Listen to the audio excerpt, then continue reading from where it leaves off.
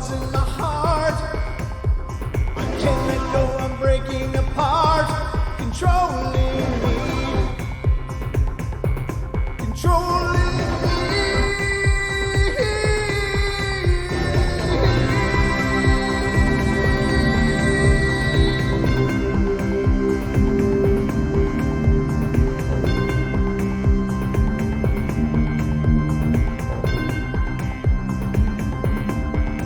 All right, ladies and gentlemen, welcome to the Paranormal Portal, Bedtime Stories from Beyond. I'm your host, Brent Thomas, and your Monday is now officially closed. At least the stressful part. Now it's just the good part where you're back home and relaxing. Hopefully you're back home, or if you're not at home, I hope at least you're relaxing and enjoying the evening, because I think it's a pretty brilliant day. I got some stories lined up, so I hope you guys are all ready. Good to see you guys. A bunch of people piling in. Excellent. It just makes me so happy. And thank you to everybody who's been checking out our podcast. If you go to revolver.com/shows/paranormal portal, you will find our podcast on there. And if you're having trouble finding the podcast on other platforms, that is certainly the root place that you can check for it. I've had a bunch of people checking it out today. It's really cool to see those numbers continuing to climb. It's great. And I thank you all for your help in making that happen. Thank you so much. And as always, special thanks to Revolver for that. And a great tip of the hat to Mr. Westgermer for putting us on this path. I really hadn't thought about it until he mentioned it. And it's like, wow, I never really thought about it. But I'm absolutely thrilled that he brought it up and has helped us get on this path. It's really exciting. I don't know where it'll end up, but could be some cool things. So here's to hoping. But anyway, I hope you're all ready because it's time for bed.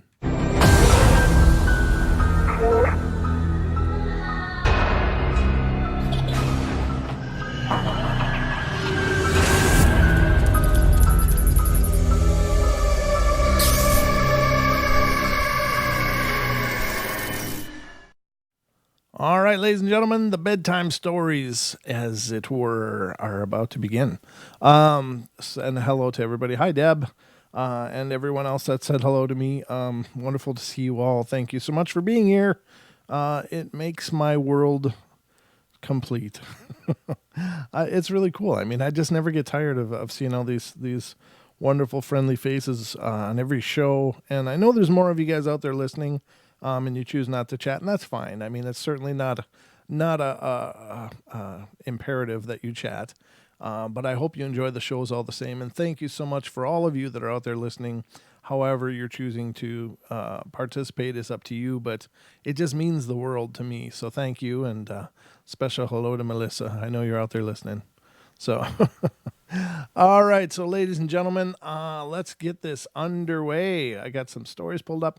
By the way, I hope you all had a great Mother's Day weekend. I hope you gave your mom lots of love and attention and had a wonderful time with her if that was possible. But if not, in some way, just honoring your mother because, they are our mothers after all.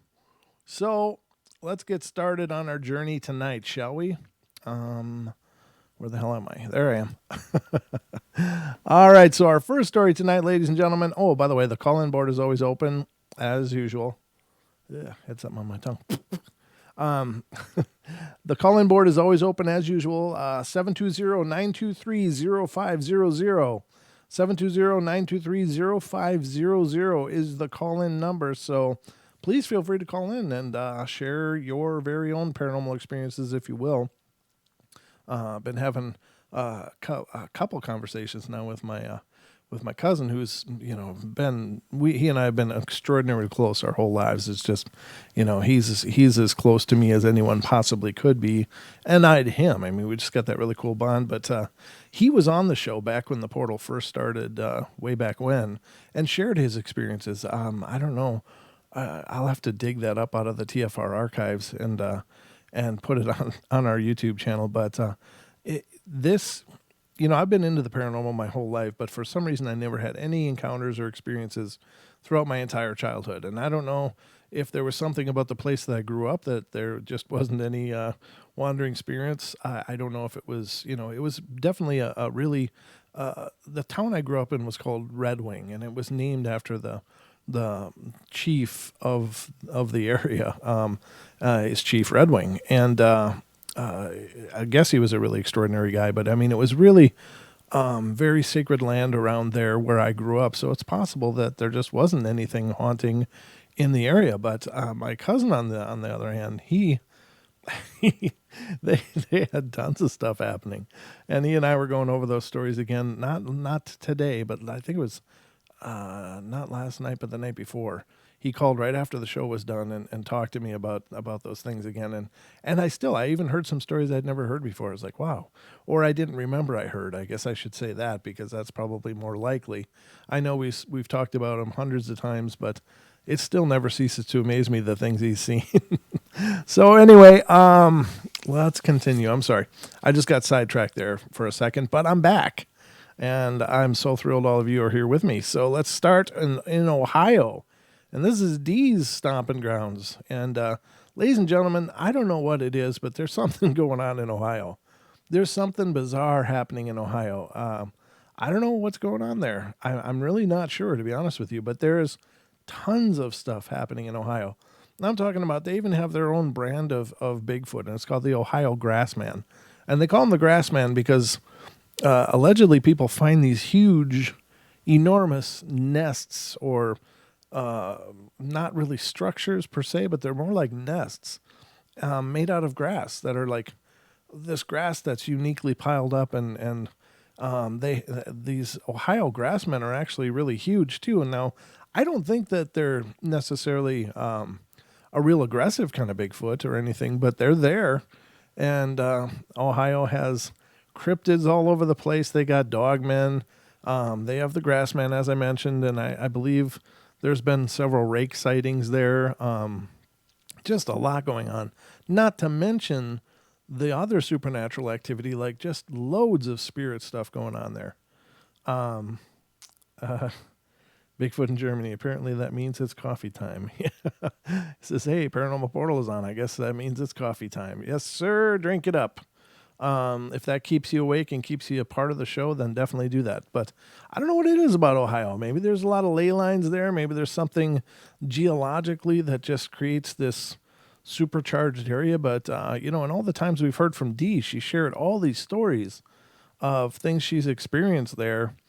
And man, it's pretty intense. So let's see what's going on in this story. Says, I'm going to be relating a series of small stories about a house my family lived in. Out of the 7 people who lived there, 3 experienced overt and direct contact with unseen forces. Another 3 family members were witness to seemingly supernatural events, but were not touched or spoken to outright. Only one person in the family has never experienced anything unusual in the house other than an uneasy feeling of being watched. I have to start with one caveat, though. Despite living in a very, very unusual house and having suspicious things occur all around me, I still remain very skeptical and hesitant to label these activities the product of ghosts. So to speak.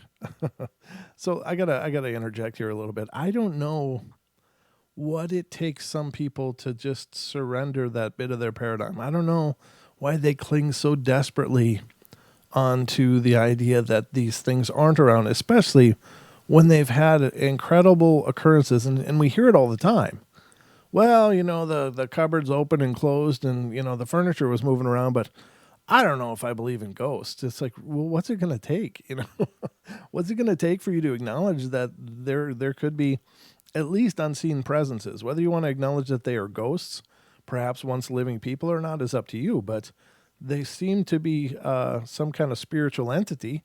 How do you ignore that? And how do you hang on to that logic anymore when all of that stuff is happening all around you? I will never understand that. And that to me is like a, excuse me, like almost like a form of extraordinary denial. At the very least, it's denial. Hold on. Sorry, had to clear my throat. But at the most, it could be just, almost like a form of mental illness. And I guess that's too harsh to say, really. And I don't mean it in a disparaging way, but how can you be presented continuously, or at least many times, with factual events that happen to you, you've perceived them, and still come to the conclusion that you don't really believe in ghosts, or you don't believe in spirits, or you don't believe in the paranormal? And now, I will say that I don't know that all of this stuff is really over the top odd. I think that this stuff is probably much more common than we've been led to believe, or than we believe. I think these things are constantly going on around us.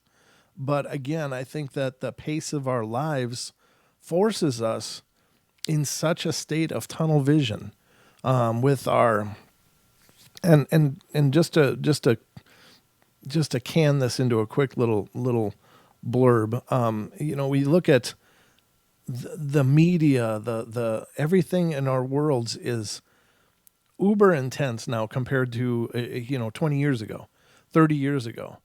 You look at the state of the world now, and the state of what people do in their worlds now versus 20 or 30 years ago. Now, people are just as busy as they've always been, and they've always been busy, but the amount of inundation of our senses, our sight, our sound, our smells, our everything is just like multiplied by a factor of 10 anyway. And so it seems that this real world, this world around us, is constantly pounding us back into our tactile senses, and I don't know that it's a malicious, plan by some unseen force or anything like that, whether it's governmental or otherwise. I just think we have this extraordinary pace of technology and development, and we have this reckless pace of including these new things into our life. And I don't think that we probably have found an equilibrium in how to have these things in our lives and how to still function holistically. And, people do function, obviously, but not holistically. We lose our grounding. We lose our awareness. You go ride on a bus somewhere and you won't meet anybody because everybody's looking down at this little, piece of equipment. They're just in their tunnels. And so, in that regard, I don't know. I forgot really where I was going with this, but I think that as these things are happening, with these advancements and such, it kind of pulls us away from our center in an extraordinary way. And I think we've got to get back to finding balance and taking, or at least making some form of a part of your day into a time when you're just unplugged and you're just centering, whether you're meditating or whatever. So, we really get pulled so far off to the side that it doesn't surprise me that people don't see things anymore, because they're hardly hearing the people next to them. So this person experienced stuff, but still doesn't believe in ghosts, or is at least very skeptical. So he said, until I was jabbed in the back and whistled at by an unseen entity in Holland this autumn. I maintain that I did not believe in ghosts, and I try to remain as objective as possible and consider every possibility that I can. However, I believe there are things out there that we can't understand, and for the sake of clarity, I will employ traditional modes of I got to make sure to pronounce this right. Diction. Diction, just to make sure everybody understands what I'm saying, to describe these phenomena. And I guess I now do believe in ghosts. Well, that's good. I guess I should have read the whole paragraph before I interjected that. But it is something we've seen over and over, that just some amazing events will happen and people will still hold on desperately with that skepticism. So let's start right at the beginning. My mom remarried in 1984 and had 3 children, in addition to the 2 from her original marriage. And I'll refer to these people as brothers 1 and 2 and sisters 1 and 2. Sister 1 and 2 is my full-blooded sister, sister number one is my full-blooded sister from the first marriage, and the others are all half-siblings as we share the same mom, but have different dads. It really doesn't matter. We're all brothers and sisters. The house we lived in was too small for such a large family, and we moved into a large Victorian home on the west side of Columbus, Ohio, and it sat on about 2 acres of land. It had once been a pasture, but was now the suburbs. The house was built in 1898 and had once been the home of a wealthy family, and there was a carriage house out back that included what had been the butler's quarters, and the third floor of the house was where the maid used to live, and there was an expansive basement with several rooms. And there's a grand staircase that goes up to the landing, winds around the second floor, giving access to all 4 bedrooms where everyone but I slept. I slept on the top 3rd floor because I'm the oldest. I'm now 30, but I was about 13 when we first moved in 1991 rather. We purchased the monolithic house for an amazingly low $200,000, and it wasn't like the place was so haunted that the previous tenants needed to move the place fast or anything. It was cheap because it was in desperate need of repair from the inside out, and my stepfather was a carpenter, and he and my mom were excited to renovate the place and did a great job of expanding our previous home to accommodate 7 people, and we're looking forward to fixing up this house as well. We moved in during the fall of 91, and things had gotten off to a auspicious start. Well, that's a big word. Even before we signed the papers. The first time my mom looked at the house during an open house, she had an experience. She was in the downstairs bathroom, looking out the window into the backyard, and there she watched 2 young girls in dated dresses, laughing and playing in the grass. She asked the realtor whose children were in the backyard, thinking they may be neighbors' daughters or something, and the realtor went to look, but the girls were nowhere to be seen. The neighborhood was full of kids, though, so neither thought much about it, that is, until we actually moved in. This is the first experience of dozens that led to many members of the family to believe that our house was haunted. My parents were moving things into the house while the rest of us kids were at school, and they were running a bucket brigade of objects and appliances from the moving truck into the house. My stepfather was running from the truck to the door, and my mom was shuttling things all over the house's interior, and she was taking pails of paint down into the basement and stacking them in one of the small rooms where she heard children's footsteps running down the hallway towards her. The footsteps stopped in front of the door, and she heard a child's voice say, "Mama, Mama?" And she instinctively said, "Yes, dear," thinking it was one of her children. She came out of the room wondering what any of them was doing home from school, since it was the middle of the morning. Brothers 1 and 2 were at the elementary school, and sister 2 was at daycare. Sister 1 from the first marriage and my full sister was at middle school with me. Upon stepping out into the hallway, Mom was surprised to find there was nobody there. She looked all over the basement and in every room, but discovered there was no one. Confused, she went upstairs to ask my stepfather if the kids were home, and he was puzzled by her story and insisted they were the only 2 people in the house. They had a lot to do, so they brushed it off somehow and continued moving stuff in. Later that afternoon, as my mom was back in the basement storing odds and ends, she heard music playing from upstairs. My stepdad loves all sorts of music, and our house was rarely without it, and the music was old and sounded like big band music from the 20s. I love that music, by the way. I'll put it on sometimes and just work. It's just great. My mom went upstairs and found my stepfather bringing things into the house, and she asked delightedly, "Oh, so you already hooked up the stereo? Awesome." My stepfather looked at her quizzically and denied having hooked up the stereo. In fact, it was one of the few items still in the old house they were going back to retrieve later. Mom insisted she heard music playing clearly from upstairs, and while she was in the basement and wanted to know where it had come from. My stepfather said that he had never heard any music at all, and he'd been in and out of the house for some time and he never said this to Mom, but to himself, he was starting to question her sanity just a little.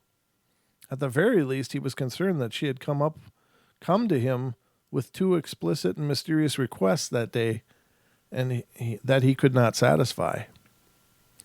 My parents eventually got the house in order and began to settle in nicely, and everyone really loved the place, and it was big, bright, and welcoming, and was the social center for all the neighborhood's kids. If you didn't know where your children were in the one afternoon, you simply walked over to our house, and chances were they were playing with one of the 5 kids in the big yard or about the neighborhood. It wasn't until my little brother, number 1, complained about being tickled at night that things became decidedly creepy. But that is where chapter 2 will lift off later. I gotta find out where chapter 2 is now. I'm kind of curious. Cambridge. Let me see if I can figure out which ones. Okay, so here we go. Oh, there's like 4 parts. Jeez. Let's go to part 2. I'm gonna pull that up especially because now I'm curious. All right, so here's part 2. So this is part 2 of my first story, and it picks up where the first left off. About a month into just having moved into the new house, and to bring you up to date, even before we bought the place, my mother had seen and heard things which were not there. Upon further investigation, my stepdad was beginning to question Mom's sanity a little, and nobody else had really experienced anything out of the ordinary but her at this point. That is, until my little brother, Jay, started complaining about the white lady. It's difficult to relate this story now because it all started in the early 90s, and most was kept hidden from the children in the family to avoid scaring them. However, my brother Jay had no such luck, as the entities in the house took an almost instant shining to him. Pardon the pun. Yeah, that's kind of clever. There may be some discrepancies in the timeline, but I'll do my best. I believe it was the first fall that we had moved in 1991 that my little brother, who was about 6 at the time, came into my parents' room one night and said exactly this: "That lady won't leave me alone." At first, neither parent was too alarmed over this, as children have vivid imaginations. Mine was so active as a child that I often related dreams to my parents the next morning as adventures I'd actually experienced the previous day. At any rate, that first night they took him back into his room and put him back into bed, and he slept the rest of the night without any problem.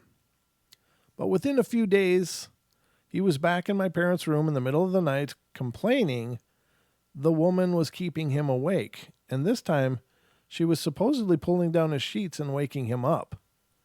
At this point, my mom thought it was an awful specific bit of information coming from a first grader, but my stepdad was really unruffled, so again, they took him back and tucked him into bed.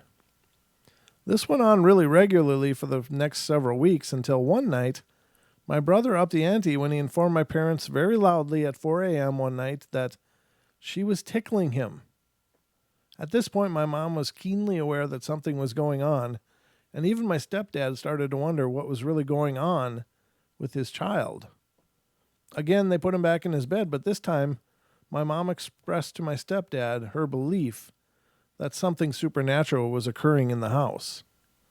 Her experiences in conjunction with my little brother's lended credibility to all of this in her eyes, but my stepdad was still not only skeptical, but totally unbelieving.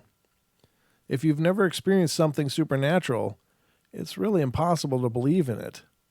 You may believe in ghosts without having seen one, but until you come into direct contact with them, it's just a different story. Both my parents were awoken on a few occasions to the sound of someone walking around the landing of the second floor at about 4 a.m. some nights, and upon inspecting these noises, there would be nobody there. Both would hear this, but because we had 7 people living in a very old house, my stepdad would chalk it up to random kids out of bed and creaky floors. My brother would creep into my parents' room with some regularity throughout his childhood, complaining of the lady in his room. But it wasn't until one afternoon the next summer that my mom felt absolutely sure that she was not crazy and that there was really a spirit sharing the house with us. One afternoon, my little brother was out in the front yard hitting wiffle golf balls, excuse me, and my mom was inside cleaning the foyer, which, of course, is the first space you enter upon coming in the door, which was made of glass, and all at once, in mid-swing, she saw my brother freeze, drop his club, and come racing to the front door.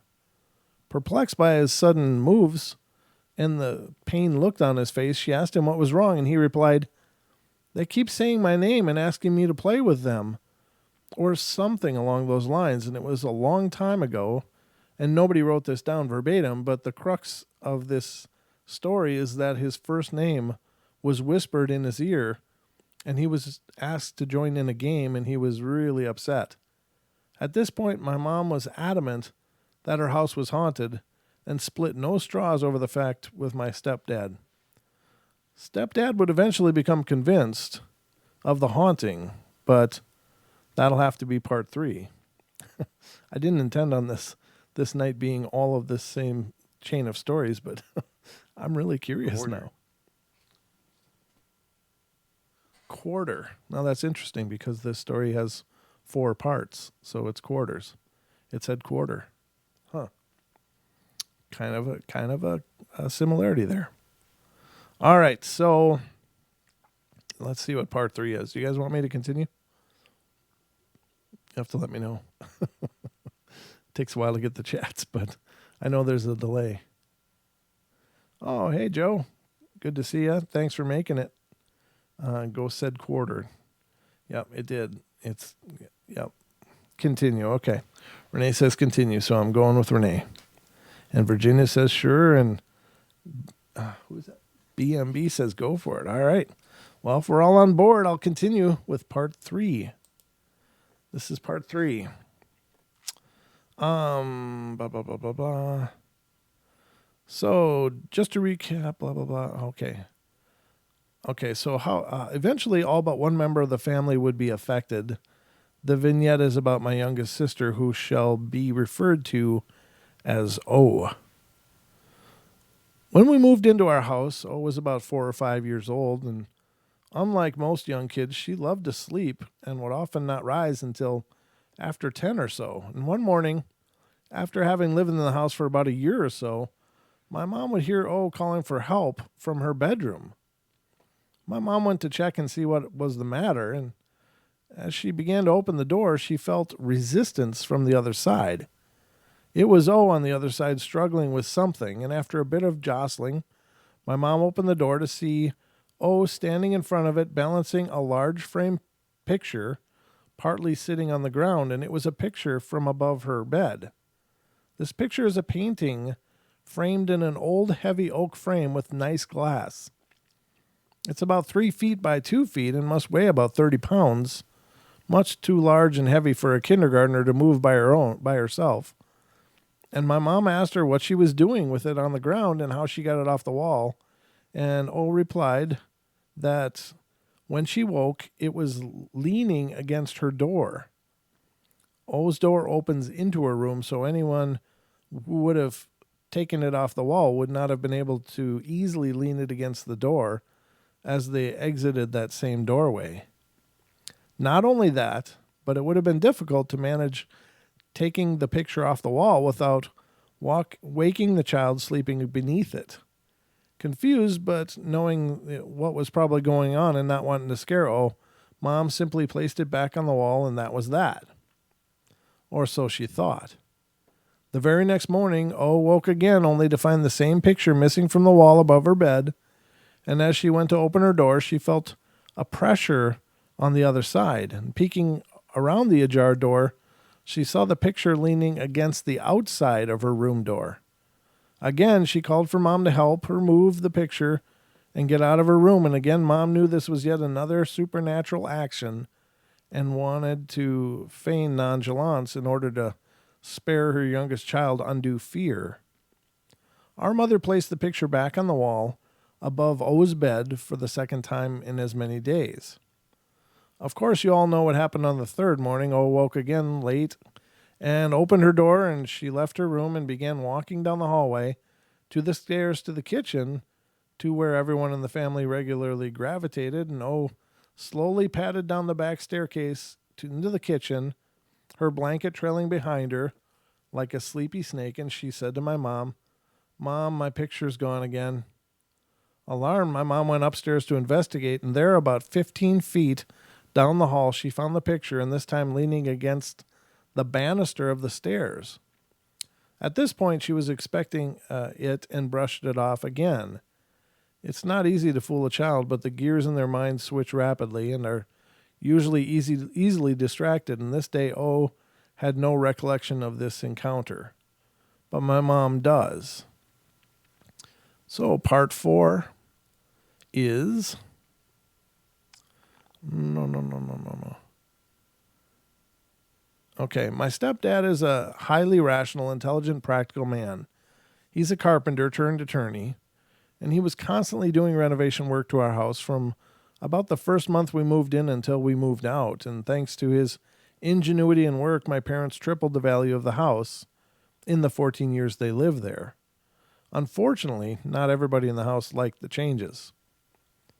This string of incidents took place around 1994, after we had been in the house for some years, and my mother had seen and heard strange things since the first day she stepped into the house. My little brother quickly became a lightning rod for the supernatural and often complained to my parents in the middle of the night that he couldn't sleep because the lady is in my room.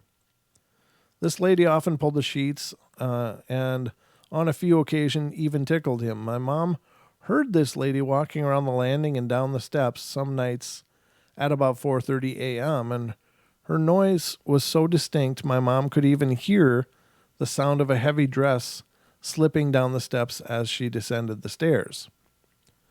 Both she and my brother vocalized their concerns to my stepdad, but it didn't really help, and if you haven't seen or felt a ghost, then you can't possibly understand the emotion with which it floods you.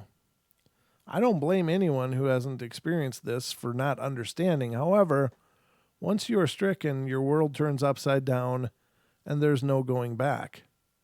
My stepdad would soon make this transition. One night, my stepdad was in bed reading while my mom tucked in her brood of 5 children, and he was lying in the bed with his back to the wall. The doorway to their room was to his right and built into the same wall against which he was resting as he sat upright reading, and the door was slightly ajar as my mother stepped through the doorway and into their room. And as she took her second step into the room, my stepfather looked up to acknowledge her, and when he looked up from his book towards her, he saw a milky white, wispy apparition trail her into the room at exceedingly close range with some velocity. It was as if this thing was literally on my mother's heels. My stepfather could make out little except for her white hair and what appeared to be a white gown, hence the white lady. She came into the room so fast and close to my mother that she overtook her and flew past my mom and disappeared into the room before her. My mom's hair flew up and past her own face as if it was a gust of wind that had blown into the back of her head.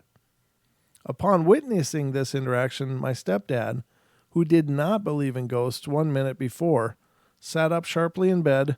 With his eyes widened, he gasped in alarm, "What the hell was that?" To which my mom replied, "You know damn well what I think it is." Indeed. After that, my stepdad had no choice but to believe. Perhaps it was because he was now turned into the possibility of a haunted house. Perhaps it was just a coincidence, but after this initial baptism, my stepdad had many other run-ins with entities unbound by commonly accepted rules of physics. One night, while both he and his wife were fast asleep, he woke up unexpectedly, and he felt as though someone had woken him up, and startled, he peered into the darkness, and his blood ran frigid at what he saw. There, hovering right over him in his bed, was a black cloud of what he can only describe as energy. It was large, looming, and definitely not friendly. He sat up in bed and yelled out, "What the hell's going on here?" And at this, the hazy dark mass raised up a foot or so and slowly backed away from their bed, across the room, and receded into a foundation wall of the house. There was no other room on the other side of this wall, as it formed the outside to our house. His screaming, of course, awakened my mom, and they discussed what he had just seen. My mom always insisted whatever was in the house never threatened her, and that it was friendly, and she liked to believe it was the spirit of a previous owner who liked to stop on the landing atop the stairs and peer out into the backyard to admire her garden. That's all well and good, but still pure conjecture. She may have never felt threatened, but was not the case with my stepdad, who firmly believed that whatever he saw race into the room behind Mom and what appeared over their bed that night were separate entities. He also felt the looming cloud was indeed threatening and definitely not friendly, and he felt it better not to share this feeling with my mom. After that, I would say that my stepdad was the tertiary witness to these occurrences behind my brother, and mother, respectively. His encounters with the supernatural in that house would increase over the years to the point where he didn't even bother telling anyone about them. On several occasions, he saw a figure in the carriage house out back. The structure had once housed horses and a carriage when the house was first built in the late 1890s. Now it served as my stepfather's workspace, full of table saws and welding equipment, etc. The second floor of this building had also once served as the home of the butler of the house, but now this space was used as my stepdad's office, out of which he ran his law practice. There are 4 windows in this room to look out on the neighbor's property and 2 to look out towards the main house, and my stepfather would often walk from the main house down the path to the carriage house and up and into his office to work on cases at night. And on several occasions, as he walked to his office, he would look up to see someone peering down at him from the second floor windows. He couldn't make out distinct facial features, but he knew from the shape of the head and torso that it was a man. He found this particularly unnerving, and for that reason did not tell my mom about him until recently. It's curious that to me that out of a family of 7, a few would only have positive encounters with the supernatural, 1 would have some negative ones, 3 would have sparse and indistinct experiences, and 1 would have never have any at all. Do you see only what you want to see, or only what you are allowed to see? That's curious. Very good. Good line of stories, though. I did like that.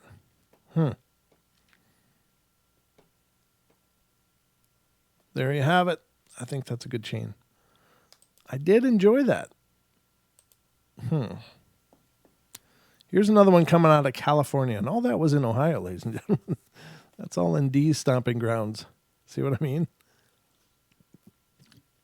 Now, if you ever want to rile up or find out if you've got an entity in your home, construction's a great way to figure it out. If there's a presence in your home and they're somehow bonded with the house, they'll let you know they're there.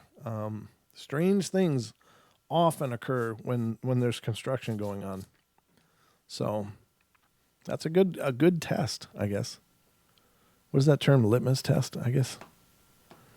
All right, ladies and gentlemen, that was that story. Now let's get to California. Sorry, another one in my... All right, when I was 15, my friend Lisa spent the night with me in the Chula Vista house. Lisa was 14 and was my best friend that I ever met. Wait, did I read this one already? I'm going to read it anyway. It's a short story, so if I already read it, I'm sorry, but I'm going to read it.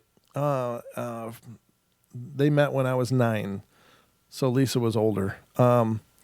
When we were younger, she experienced a lot of the footsteps in the house, and however, this night was different.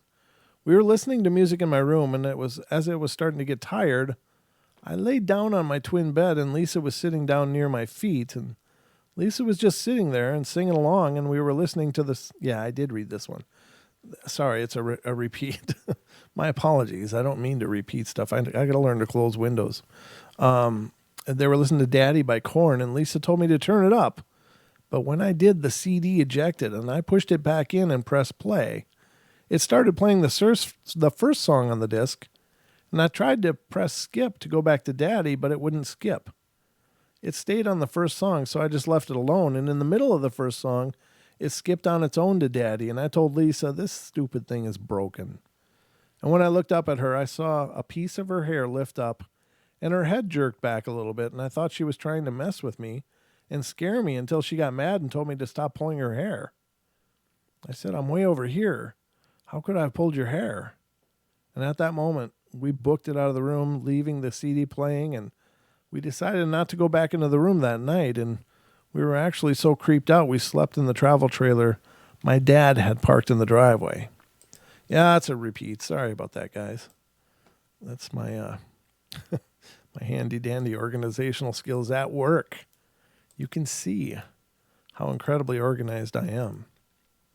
All right, so I pulled up a handful more here. I know these are new, though. Again, from California, the first one. I just got to keep an eye. Nobody's calling. Okay, good. All right, so out of California, I was 16, and I'd just gotten my license at the time, so I borrowed my dad's truck because he had to work that day, and he also let me borrow his cell phone in case anything happened because the truck was old, and his cell phone was for his work, and only people at his work, and my grandma had the number. I was at home in the Chula Vista house with nothing to do, so out of boredom, I decided to drive up to Poway, Poway, to surprise Lisa, and I didn't tell anyone that I was going anywhere, so no one would have known where I was. This must be the same author of that other one. That's weird. Just by chance, I pulled up two of the same persons.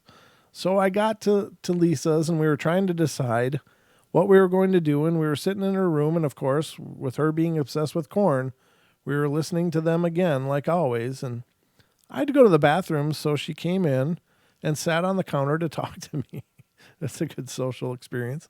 All girls go to the bathroom in groups, and I had my dad's cell phone hooked to my pants, and as we were in the middle of a conversation, the phone rang, and I answered the phone, and it sounded like a little boy, and he said, "Is Lisa there?" And I said, "Who?" Knowing there was no way anyone knew I was with Lisa, or that anyone who knew her name would have this number. This little boy said again, "Is Lisa there?" I said, "Hold on," and handed the phone to Lisa, and Lisa said, "Hello?" and then paused and said, "Yes, it is." Seconds later, she turned pale white and started shaking. I asked her, who was that? And she was still shaking, and she handed me the phone. I grabbed the phone quickly and said, "Hello?" but nobody was there. It says, on cell phones, normally a phone number will come up with the ID, or it'll say unknown, but instead, all that was there was a bunch of dashes across the screen. I asked her what happened and who was on the phone, and she said, "I don't know, but it sounded like a little boy, and he asked me, 'Is this Lisa?' and I said, 'Yes,' and then he started screaming, 'Help me, help me,' and that's when I handed you the phone." We had no clue what to make of it, and to this day we still don't. Oh, that's horrible. That is horrible. Yeesh. That's not a good phone call at all. That's terrible. All right, now we got one from up in Alaska. This is kind of cool. We don't see much coming from up there, but, quite honestly, there's not a lot of people up there in comparison to most of the rest of the country. So I guess not as many people are reporting the paranormal up in Alaska. So let's see what's going on up there. I got to look at the time. It disappeared. Hold on a sec. Okay. Wow. Yeah, we only got time for maybe this story and one more, and then we'll be done. Time flies when you're in the paranormal. All right. My husband was stationed at Fort Wainwright, Alaska with the Army, and we lived on base in some of the oldest family housing there was, and it was built in the 1930s and had been used as barracks before it was family housing, and almost as soon as we moved in, I sensed that we weren't alone. Oh, thanks, Joe. That's awesome. Thanks a lot, brother. I appreciate that. Got a donation from Joe Kukowski. That's awesome, brother. I really, really appreciate that. Very cool. I started having nightmares, which I don't usually have, and would wake up in the middle of the night feeling like someone or something was standing over me. My cat would stare at random spots on the walls and ceiling, and my dog would bark and growl for absolutely no reason. Sometimes I'd be alone and feel like I was being watched, and I've had experiences with the paranormal before, and I never felt threatened, but whatever it was that was there, but when it learned, what? I've never felt threatened, but whatever was there, and then it says, starts a new sentence. But when it learned a new trick, it really started to annoy me. It started out when a remote disappeared, and of course my husband and I blamed each other, and then tore the house apart looking for this remote to no avail, and we actually had to go to the cable company and get a new one. And about a month after that, we were going to bed, and as my husband pulled the covers back, the remote was in the middle of the bed. I know that remote wasn't there when I made the bed that morning, and we were just kind of like, huh? I just put the remote on the nightstand and went to bed, and little things kept disappearing and then turning up in really strange spots, and we started to think maybe it was our invisible roommate doing it. Things really seemed to escalate when my husband left for Iraq, and I was alone in the house, so I know that I didn't move stuff then, and it must be something else messing with me. When my toothbrush went missing, I had had enough, and I said loudly to whatever was there that it wasn't funny anymore, and give it back. The next day I found my toothbrush on a shelf in the mudroom, and then things stopped disappearing, but I think I must have hurt its feelings because I started getting the feeling of being watched more and more. And also there were times that I actually started getting uncomfortable in my own home. One night it got so bad I had a friend come over to stay the night because I really didn't feel right by myself, and we hung out for a while and then went to bed, and I went to my room, and almost as soon as I laid down, I heard her door slam shut. I jumped up to see what was wrong. I opened the door, and she was terrified. She said that she watched the door slowly close, and then as it got closer to being shut, it just slammed. Now, I feel I should tell you that this is in the dead of winter in Alaska, and it's -40 out, and there are no windows open and no drafts. We ended up both sleeping on the couch that night, and shortly after that, I was offered a chance to move houses, and I took it. I don't blame you. Doors slamming shut. And, it's really, I guess, just a jerky thing to do, but I don't know. I've thought about this over and over. Like, what are they after when they do this? And I think it just, if it's not a real negative haunt, then it's just an acknowledgement. It's got to be just notice me, I'm here. And so the big slam was the kind of the announcement, or needing that validation or something. I don't know. So this one's coming out of New York. It says, I'm just finally going to tell this story. This story is how I believed in ghosts and understand that after you die, you can still be here. I was in third grade, around 9 years old, and it was the summer that mostly all of Long Island, New York was in a blackout. Oh, man. My family slept in the basement. It's a cool basement, and in the light it looks normal, but in the dark it's really creepy. So we had candlelight and flashlights on and my battery-powered clock next to my dad, and we all went to bed at around 10. I kept on waking up, and I do that sometimes when I'm not in my own room. About the third time I woke up, I had to go to the bathroom and quietly got up off the couch and looked at the clock, and it's 3:10 a.m., it said. And I walked over and used the bathroom and was walking past the staircase to the ground floor, and I saw something that looked like a wolf. It was a shadow, and it looked closely, and I looked closely, and I felt something like an aura around me. And now I was 9 at the time, and I was totally freaking out. And I just stared at the wolf-shaped figure, and then it disappeared, and the aura around me went away. And that's the last time I've seen a wolf figure in my house. Oh, and another weird thing is that the lights went on after I got back to my little couch where I was sleeping. My house isn't haunted because I moved into it when I was 1 year old, and it was built on just normal land, flat land, no woods. So I don't know why a wolf figure was in my house. You know, I don't know the person's background at all, but you know, there are spirit animals or totems, if you will, that people are revealed their totems.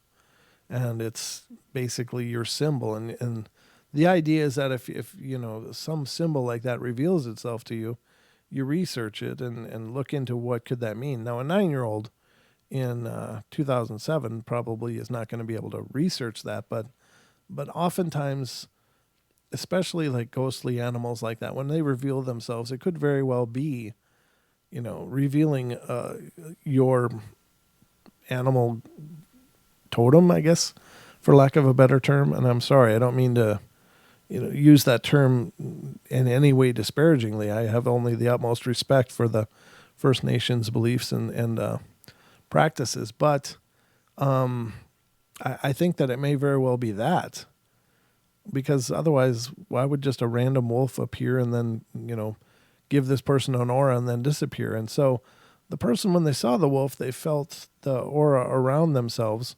So it was obviously some kind of connection there. And maybe it was just revealing itself like, I'm here with you, you know, I'm keeping you safe or whatever. I don't know. You know, it's just speculation on my part, but there is a lot of, you know, a lot of power to those kind of experiences. And it could very well be that, but I don't know. So what? Paranormal Portal shirt. Well, what's my shirt say? It's a Deadpool shirt. It says, I have issues. Sorry. I kind of like Deadpool, so what do you do? All right, so let's see. We're at about 54. I guess that's going to wrap it up, guys. I know I've been reading for a while, and I hope you enjoyed it, and I hope you didn't mind that we covered that one story, all the segments of it, but I liked it. I thought it was a really well done story and well done narration of a lot of different events. Very cool. And I guess that's about all I got for you tonight, but I'll be back tomorrow night again for more of the bedtime stories if you come back. So 7 days a week, 7 p.m. Pacific time, there's always a portal happening here on YouTube. So that just makes it easy to remember. So you don't really have to remember what day or anything. Just when it gets to be whatever 7 p.m. Pacific time means to your time zone, when it gets to be that time, come on over. We'd love to see you, have you take part in it. Again, this Friday night, ladies and gentlemen, Mrs. Deborah Varner is going to be joining us here on the portal, and she's going to be doing free psychic readings to callers of the show. If you're unfamiliar with the show or the show is new to you, you can look through our YouTube archives and check out some other shows where Deb has been on if you want to understand what that process is like. But she's just the most fantastic person. She's just such an amazing sweetheart, and she'll be doing readings for callers to the show on Friday night. And so I hope you guys will be there for Friday night show and take part in that. Deb really does a phenomenal job. She's really the real thing. She's been doing this with me on the portal for, I don't know, was it 2 years? I think 2 years, but maybe it's I don't know. Time for me is weird. But anyway, she's been doing it for a long time, and I've gotten so much feedback from her appearances. People are like, oh my God, Deb was really on it. She really nailed it. And thank you so much for having her on the show, et cetera, et cetera, et cetera. Deb's process is not the psychological banter that you get from a lot of people that are psychic, like Do you understand the J name? Is this living or dead? Blah, blah, blah. You know, the 20 questions that I believe in a lot of cases, those are just, people using a psychological game to get to some kind of truth to make it seems like they're pulling something. Deb just says, what's your name? What do you want to know about? So you say like job, career, love life, whatever. And that's it. And then she just does her thing. So she's not playing word games to get you to tell her anything. She just does that. And that's it. Your name and what kind of reading you want? And boom, she's off to the races. Just an amazing experience. Again, she's been doing this with me on the show for a long time, and I'm still amazed at what comes up during these readings. Now, if you would like a reading, but you'd rather not have it done publicly on the show, she does do private readings. I'm here to tell you that her prices are extraordinarily low. I think too low personally, but that's where she's comfortable. And I love her dearly, and I'll let her make that choice. But you can get in contact with her to have a private reading done by emailing Purple Mystic Reader, all one word, Purple Mystic Reader @gmail.com, or you can check out her group on Facebook. It's Purple Mystic Readings by Deb, and you can find her that way as well. So get in touch with her, and she can schedule a reading with you at some time when it works out for both of you. She's extraordinarily flexible, but again, a truly an amazing experience, and I would highly encourage you to do that if you're interested in just having a peek at what could be coming. All right, guys, so that's going to wrap it up for tonight. I love you all. Be good, be kind, be nice. Take care of each other. Help each other out. Find the magic in every day, and remember to laugh as much as you can. So I'll be back tomorrow night with more of the bedtime stories, so I hope to see you then. You guys have a great night and sweet dreams.